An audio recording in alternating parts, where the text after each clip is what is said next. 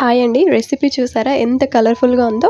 So, వెంటనే ఇది ఎలా చేయాలో చూసేద్దాం. దీనికోసం ఫస్ట్ మనం ఒక బాండీ పెట్టుకొని అందులోకి 2 టేబుల్ స్పూన్స్ ఆయిల్ తీసుకున్నామనమాట.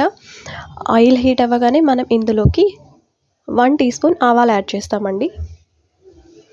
ఓకేనా. ఆవాలు మనకి చిటపటలాడిన తర్వాత ఒక హాఫ్ టీ స్పూన్ జీలకర్ర యాడ్ చేసుకుంటున్నాము. జీలకర్ర కూడా ఫ్రై అయిపోయిందండి. ఇందులోకి ఇప్పుడు మనము కరివేపాకు యాడ్ చేసుకుందాము. ఓకేనా. కరివేపాకు యాడ్ చేసుకున్న తర్వాత మనం ఆల్రెడీ కట్ చేసి పెట్టుకున్న ఆనియన్స్ని యాడ్ చేస్తామన్నమాట. ఆనియన్స్ని బాగా మిక్స్ చేసేసి మనం మూత పెట్టుకుంటామండి. తగినంత సాల్ట్ వేసేసి. ఇది బ్యాచులర్ రెసిపీ అనమాట.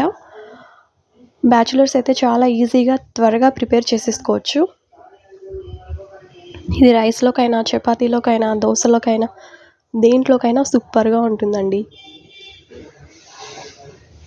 సో, ఇప్పుడు మనం కలిపేసాం కదా. ఇప్పుడు మూత పెట్టేసి ఆనియన్స్ని బాగా మగ్గనివ్వాలన్నమాట. ఎందుకు అంటే మనం వాటర్ యాడ్ చేసి బాయిల్ చేయము.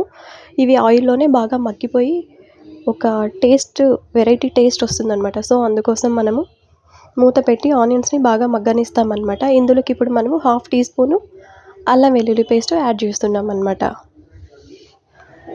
ఓకేనా. అల్లం వెల్లుల్లి పేస్ట్ యాడ్ చేశాక కొంచెం మీడియం ఫ్లేమ్లో పెట్టేసి అది పచ్చివాసన పోయే వరకు బాగా ఫ్రై చేయాలి.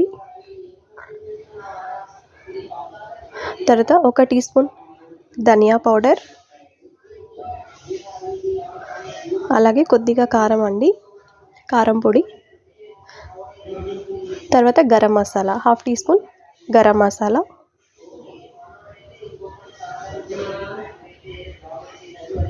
అన్నీ కలిపి బాగా మిక్స్ చేసేసి మూత పెట్టేస్తామన్నమాట. సో, కలర్ చూసారా అప్పుడే ఎంత బాగుందో. ఇది ఇలాగే మనకి ఆయిల్లోనే ఫ్రై అవుతుందన్నమాట.